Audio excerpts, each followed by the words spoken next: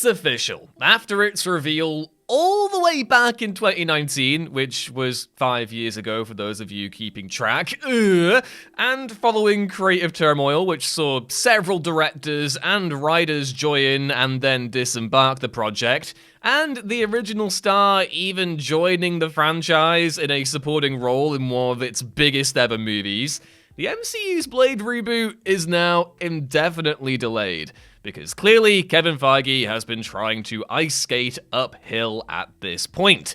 But fear not, to balance out the news of Blade's non-arrival, we also got some fresh details on Christopher Nolan's next film, which is not only moving forward at Universal, but will also feature Matt Damon and Tom Holland in leading roles. Oh, and it's now also rumored to be about vampires and be set in the 1920s, so take that, Marvel, I guess. Bit of a bloodbath to start this video off with, but anyway, I'm Ewan, you're watching What Culture, and with me today to discuss all this news and enjoy this free blood is one Gareth Morgan. How are you doing, Gareth? Wow, we've got so much vampire stuff coming at us right around Halloween. It was just meant to be, wasn't it? It was just meant to be. I honestly, as a big vamp head, having been introduced to these guys, like, maybe Morbius was my first vampire, or one of the first. The Scooby-Doo is like the horror pillar for me as a child, and there would have been Dracula in the Scooby-Doo and the Ghoul School, which is excellent, chef's kiss, brilliant Scooby-Doo content right there. And then Morbius with his hand suckers. So, you know, Marvel has been there with the vampirism for me since a young age. Yeah, but it's not there for you now, is it? Because, yes, it is, it's been revealed, not really announced, but more just revealed through other announcements that, yeah, Disney and Marvel are not going ahead with the release date that they originally had planned for Blade, which was November 7th, 2025. Now, in the place of that, we're going to have the Predator Badlands film. Yeah, hell yeah, that's coming, and that's I'm incredibly excited about that. That will be landing November 7th, 2025. So there's a bit of good news amidst all the kind of coming from Dan Trachtenberg, and yeah, we did a video on Predator Badlands the other month that you should go check out. Great video. Where I go into kind of like the fun future-y aspects of that. So excited for that movie. Sorry to interrupt. Oh, no. we need to just fly that flag. I'm a Predator boy through and through, so fly it. Like, in kind of addition to this, Marvel did add 3 untitled projects to the schedule, and they are going to be February 18th, 2028, May 5th, 2028, and November 10th, 2028. So I'm not really sure exactly what those films are going to be at this point, but it doesn't seem like it's going to be Blade. So yeah, there's been a lot. Obviously, we've done videos on this, and they're there to kind of go and find as well. But kind of the Cliff Notes version of this is there's been a lot of creative trouble with this film over the last 5 years. We've had multiple directors. You've had Yann Demange and we've had Bassam Tariq, both been directors attached at various points. And yeah, I think, like, obviously the actors and writer strikes, they caused a bit of chaos, and COVID and all that kind of stuff. It's really just kept throwing this film up into the air.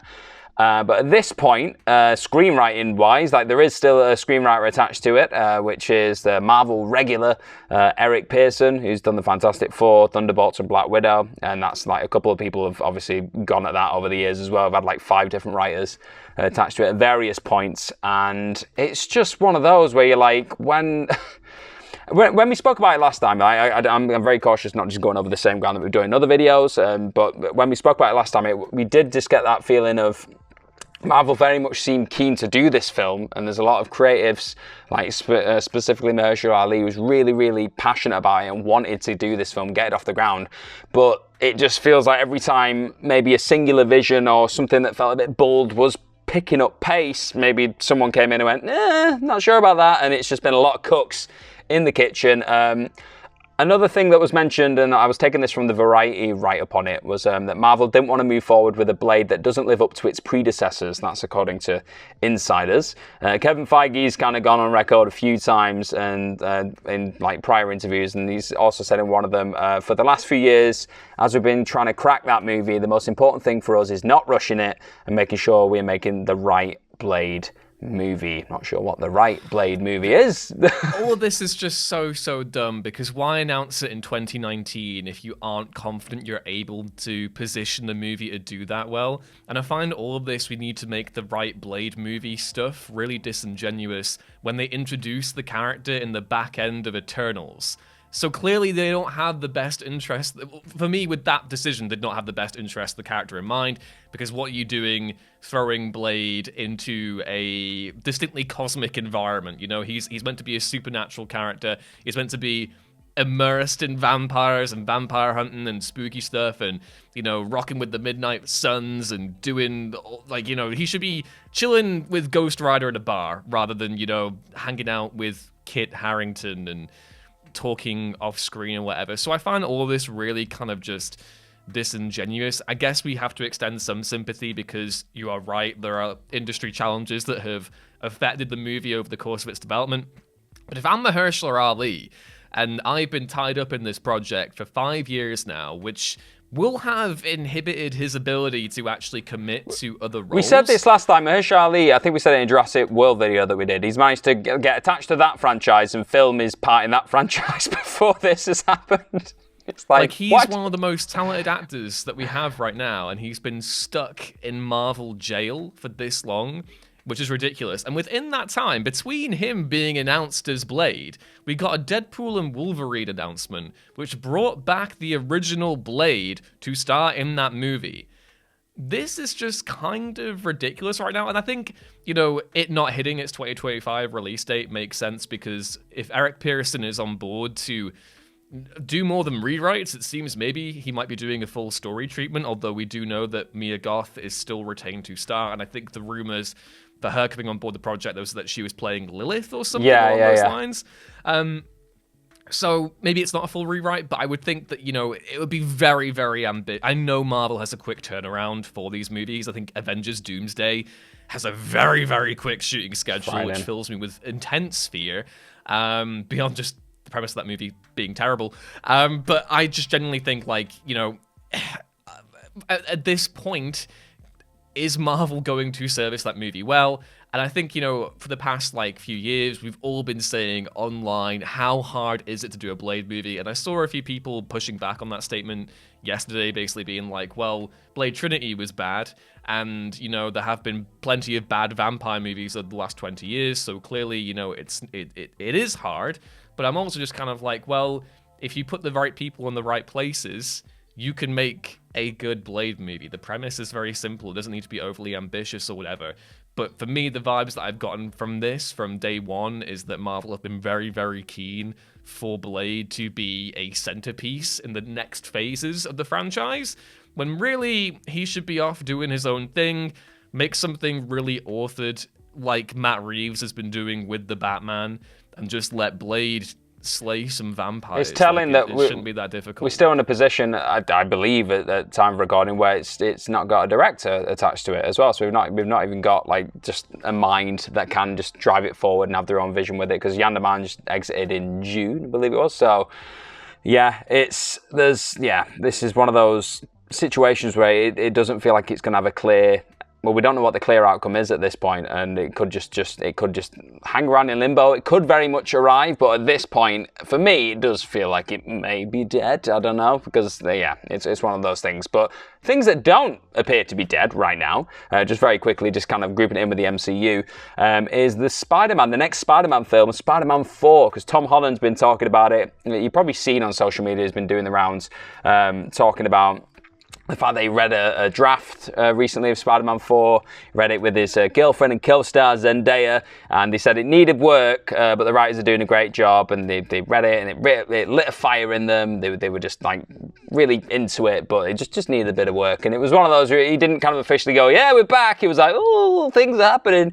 Now he's officially said, yeah, we're back, because he was on the Tonight Show with Jimmy Fallon, and he said, next summer we start shooting. Everything's good to go. We're nearly there. Super exciting. I can't wait. So, yeah. That's nice. Yeah. Yeah, I mean, I didn't care for the last Spider-Man movie, but I'm happy that things are moving forward for him. Tom Holland is an actor that I haven't really gotten overall. But the thing that I find interesting about this, news on Spider-Man 4 moving ahead is that we also got a report from The Hollywood Reporter this week that he is now attached to star in Christopher Nolan's next movie alongside Matt Damon. And I feel like if anyone's going to convince me that Tom Holland has the juice, it's got to be Nolan, right? So the interesting thing with this, apart from Holland boarding the project, is that we got a fairly off-kilter rumor that came from IO9, specifically Gizmodo.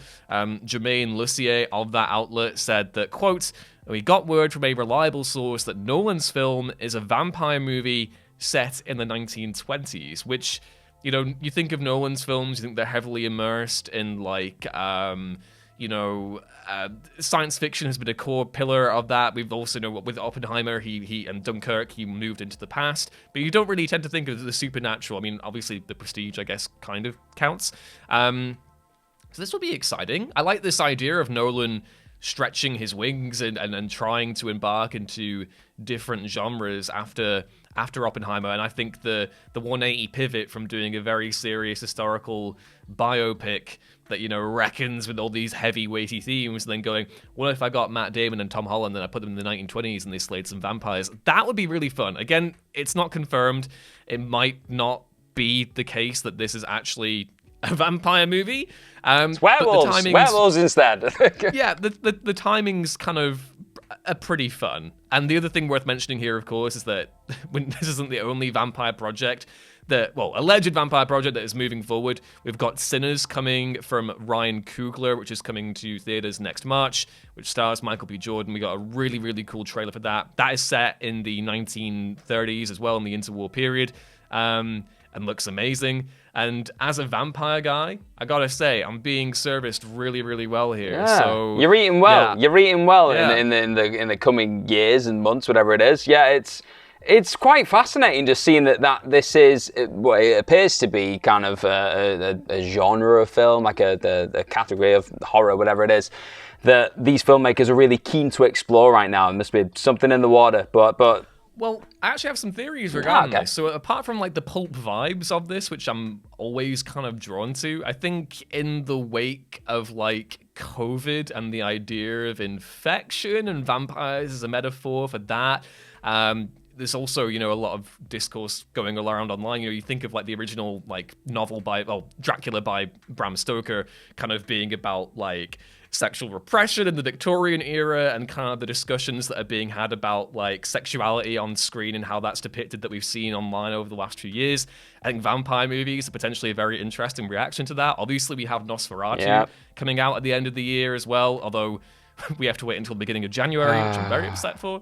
But yeah, I think it's interesting that we're getting a wave of these at the minute, and I don't think it's like a marketing-based trend. I do think there is something, like you say, Gareth, there is something in the water that is drawing people to the idea of vampirism, and I'm looking forward to seeing how each of these films, if Blade ever gets released, but certainly Sinners, and maybe if Nolan's movie does turn out to include vampires, I'm looking forward to seeing how they use these beasties as a metaphor or a vehicle for, other discussions and subjects. It is dawning on me here, Ewan, that literally, that in the time that Blade's been announced, we've had all these films that we're talking about are pretty much probably going to be like filmed, released, and all the rest of it like beforehand, and it's probably going to miss the vampire renaissance, whatever's happening. And then, like 5 years later, hey guys, we'll be like, no, we did it. Nolan did it. We did the whole thing. So just leave it.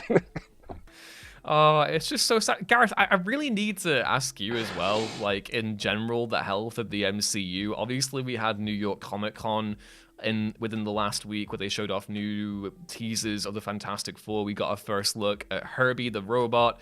I think we got a new trailer for Daredevil Born Again, and that got a release date for next March. And again, that's a project I'm really looking forward to. But overall, how enthused are you by, the news about Spider-Man 4 moving ahead, the Avengers stuff, Blade's production troubles? How does this kind of hodgepodge make you feel? Do you feel like... I'm so curious to see how Avengers actually does and whether it gets butts and seats. And it's so weird to be saying this because obviously Deadpool and Wolverine made a lot of money. Yeah. I'm just curious to see how everything moves forward, because it seems as if they're putting their eggs in the RDJ basket, and the big IP basket. We're going to get the Fantastic Four. It feels kind of make or break for me. I don't know. Is this stuff that Disney really can? I don't know. I'm genuinely curious, because I think you're definitely on something there with the whole, like, we do feel like we're at a crossroads here for the MCU, where it's they're rolling the dice. It's a very safe pair of dice with like 3 options on it, whatever kind of dice that is. But it does feel like they're just going, okay, let's just dust off what worked in the past and come on, guys. But for me, it's that diminishing returns thing. Like, you can only do that so much. You can only bring everyone back so much in different roles. And we've already, like, I think we're enough now past Deadpool and Wolverine. So they did that with Chris Evans to a certain degree, bring him back, but not in the role that he was in, like, Captain America. And I feel like, just generally, I'm finding it really tough to invest in things right now. There's so much content. There's so much stuff. But it is content. It is content. It's not.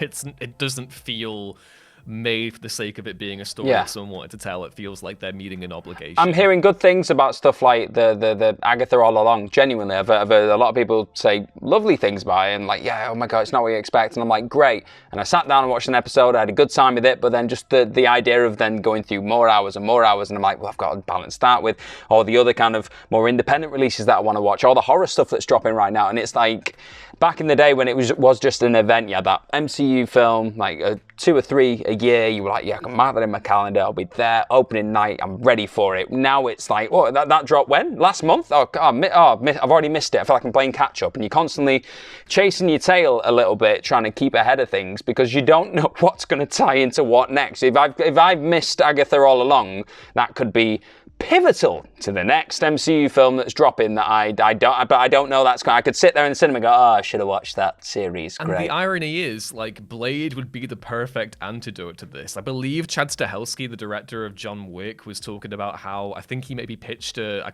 feel like I saw something about him having talked to Marvel in the past about doing a Blade project, and the idea that, like, you can't get a filmmaker like Stahelski to do Blade and make a really compelling action film that stands on its own and isn't beholden to the churn that we've gotten from everything else. That to me is really, really bizarre, and a really solid sign that, we should not really be cutting Marvel much slack for struggling to do Blade well, because the premise is that simple. And if you have the right environment for creatives to flourish, they will give you something cool. And while I know that Deadpool and Wolverine's not necessarily been critically adored to the level of some of the old, like, other MCU films in the past, I do feel like just going a bit crazy with the R rating, having a lot of gore in there and swears and whatever it was, and just going, oh, this is a bit of a different kind of MCU movie. The numbers it's done have shown that the audience felt it was relatively fresh. I know, there was loads of, like, cameos, and it was very, like, just typical MCU in that, like, vein. But the actual, like bolts and whatever, the core of the story felt different and new enough for people like, okay, this is not like all them other crappy ones we've had recently. I'm into this. So maybe that could be the spark that lights, like, the fire that makes them, like, the guys in the MCU go, okay, let's Star Wars reference, isn't he? Just doing the Star Wars. Just go for it. Hey, I'll always try and sneak it in. What culture Star Wars? Go and check it out. But yeah, whether that is the thing that suddenly makes them go, oh, you know what? Yeah, maybe we'll lean into more R-rated projects, things that can just stand on their own feet as really hard hitting, just different to what we've done in the past. And Blade, like you said, would fit into that perfectly. But alas, we're still here, we're still waiting, and we may have to wait for an eternity at this point. It's a good thing I'm a vampire. Yeah, so let us know what you think about all this Blade news, all this vampire news down in the comments below. Are you surprised that Blade isn't moving ahead? Do you think we should be kind to Marvel, that they've struggled so hard to get this project over the line? Or is it deeply, deeply silly? Let us know down there.